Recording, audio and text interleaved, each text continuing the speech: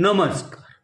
मी गणेश तुकाराम शिंदे आपणा सर्वांचं आपल्या या यूट्यूब चॅनलवर स्वागत करत आहे. रामकृष्ण हरी माऊली. विठ्ठल विठ्ठल नामी सर्वांच्या तोंडी हाच गजर. पालख्या दिंड्या निघून आता एक आठवड्याच्या वर काळ लोटलेला आहे आणि आषाढी वारी एकादशीच्या दिवशी विठ्ठलाचं पंढरपूर गाठायचं हाच त्या सर्वांचा एकमेव उद्देश असल्यानं ते आता पंढरपूरच्या समीप आलेले आहे.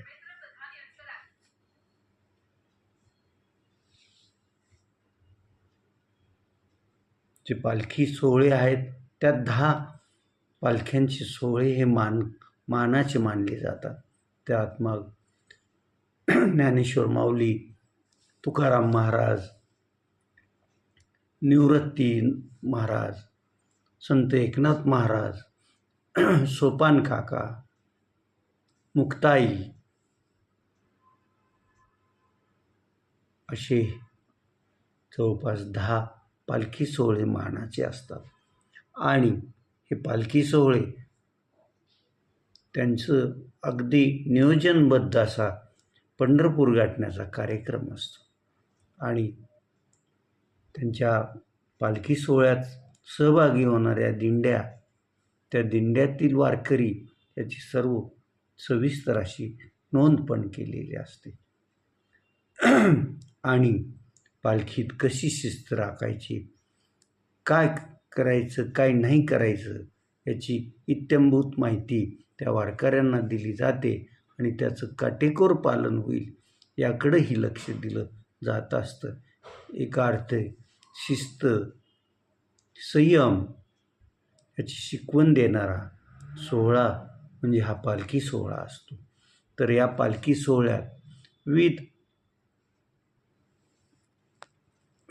कार्यक्रम असतात आणि त्यात सर्वात महत्त्वाचा कार्यक्रम असतो तो रिंगणाचा. साधारण ज्ञानेश्वर माऊली, तुकाराम महाराज, निवृत्तीनाथ, मुक्ताई, सोपान काका यांच्या पालखी दिंडी सोहळ्यात रिंगणाला अनन्यसाधारण असं महत्त्व आहे. रिंगण म्हणजे काय असतं तर त्या संत महात्म्याची पालखी मध्यभागी ठेवली जाते. पालखीच्या अवतीभोवती पताकाधारी वारकरी, टाळकरी वारकरी, भजन गाणारे वारकरी यांचा तिथं पालखीच आहे तिथं असं हे असतं. त्यानंतर रिकामी जागा असते आणि त्याच्या पुढं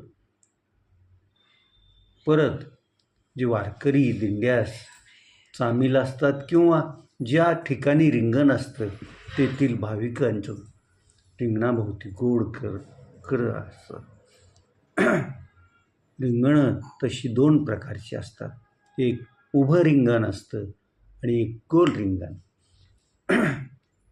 या रिंगणाच्या ह्याच्यात जो माऊलीचा किंवा तुकाराम महाराजांचा किंवा त्या जी पालखी आहे ज्या महाराजांची त्यांचा मानाचा अश्व असतो तो अश्व गोल रिंगण असेल तर गोल दौड मारतो किंवा उभा रिंगणात पण तो असा उभा पळत असतो. आणि हा अश्व याच्यावर कोणी स्वार झालेलं नसतं. काल्पनिक तो जे संत महात्म्य आहे ते जे समजा ज्ञानेश्वर पालखीतला जो त्यांचा अश्व असतो त्यावर माऊली स्वार असतात. तुकाराम महाराजांच्या पालखीतील अश्वावर तुकाराम महाराज स्वार असतात अशी समजूत असते.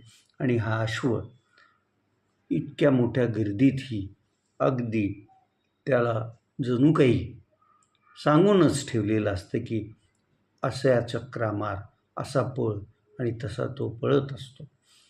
हा अश्व पळाला की मग त्याच्या टापाखालची माती गोळा करण्यासाठी वारकऱ्यांची धावपळ असते.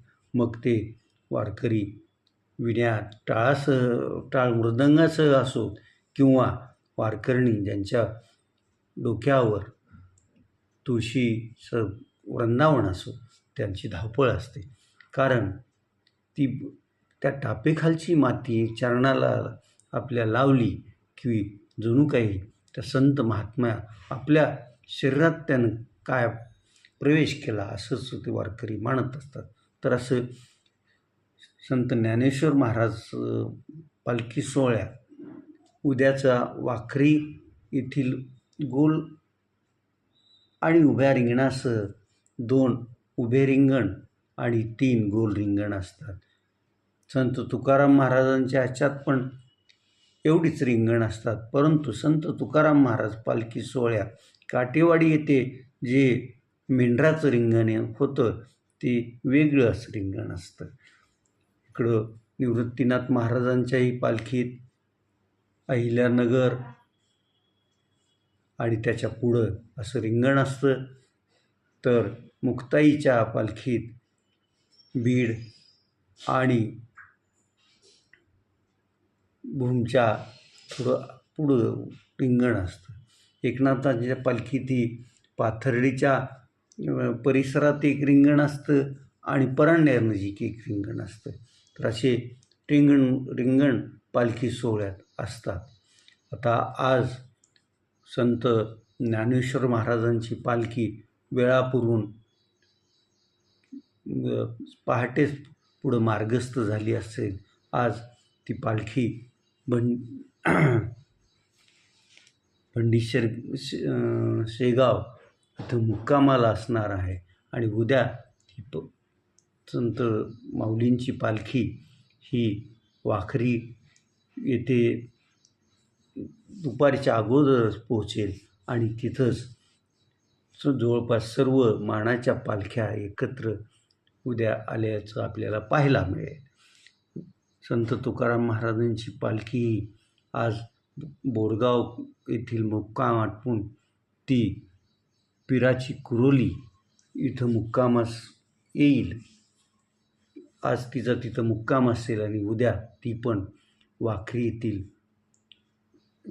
पालखी तळावर सर्व पालख्यात सामील असेल आणि मग उद्या सायंकाळी ह्या सर्व पालख्या वारकरी पंढरपुरात, जे की तिथून 5-6 किलोमीटरच राहिलेलं असेल, तेवढं मार्गक्रमण करून उद्या संध्याकाळी पंढरपुरात दाखल होतील असं दिसतंय.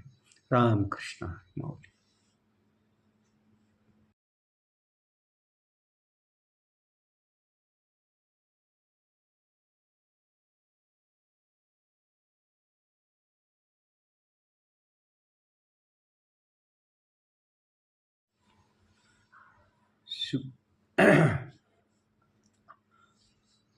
काल शिवसेना उद्धव बाळासाहेब ठाकरे पक्षाचे पक्षप्रमुख उद्धव बाळासाहेब ठाकरे सायंकाळी मुंबईहून दिल्लीला विमानानं रवाना झाले. दिल्लीत साधारण 8-8:15च्या दरम्यान ते पोहोचले आणि दिल्ली विमानतळावरून थेट ते जंतर मंतरवर गेले. जंतर मंतरवर जे विद्यार्थ्यांचं आंदोलन सुरू आहे आणि त्या विद्यार्थ्याच्या आंदोलन कॉक्रोच जनता पार्टीच्या याच्याखाली सुरू असून त्या कॉक्रोच जनता पार्टीचे सर्वेसर्वा महाराष्ट्रीयन युवक असलेला अभिजित दिपके यांची त्यांनी जंतर मंतरवर भेट घेतली आणि सर्व विद्यार्थ्यांना आश्वस्त केलं, तुमच्या पाठीमागं आम्ही आहोत, तुम्ही तुमच्या मागण्यासाठी आंदोलन सुरूच राहू द्या असंही आव्हान त्यांनी केलं. आणि एक महाराष्ट्रीयन अभिजित दिपके तुमचं नेतृत्व करतोय, त्याचं नेतृत्व असंच जपा असंही त्यांनी सांगितलं. काल संध्याकाळी अचानक लोकसभेतील विरोधी पक्षनेते आणि राज्यसभेतील विरोधी पक्षनेते राहुल गांधी आणि मल्लिकार्जुन खरगे यांनी अनेक खासदारांना सोबत घेऊन काल पंतप्रधानांच्या निवासस्थानाबाहेर ठिय्या मांडला होता.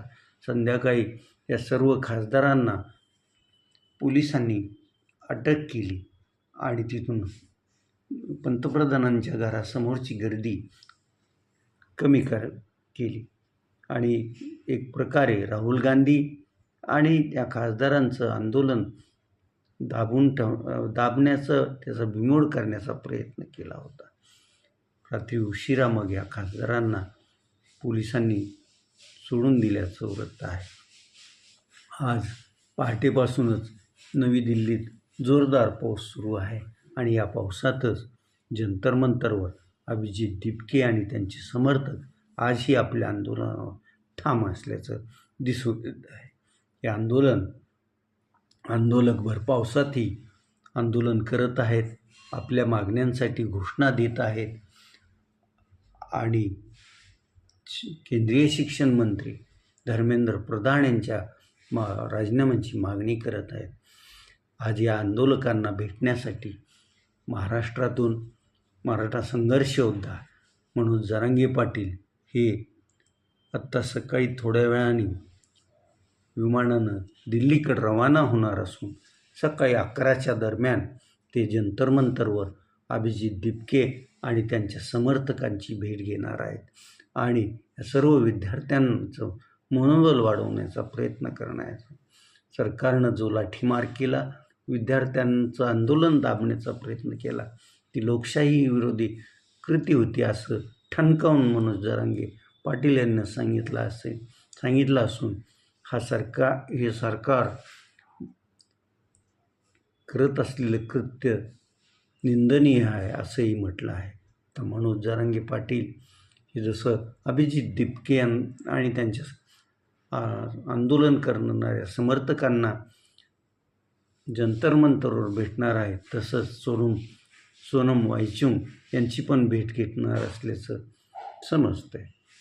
आता आज आंदोलन पुढं चालू राहतं का सरकार सभागृहात काही आंदोलकांना आश्वासन देतं, यावरच हे आंदोलन पुढं चालू राहील की आज संपेल याचं उत्तर आपणाला मिळणार आहे.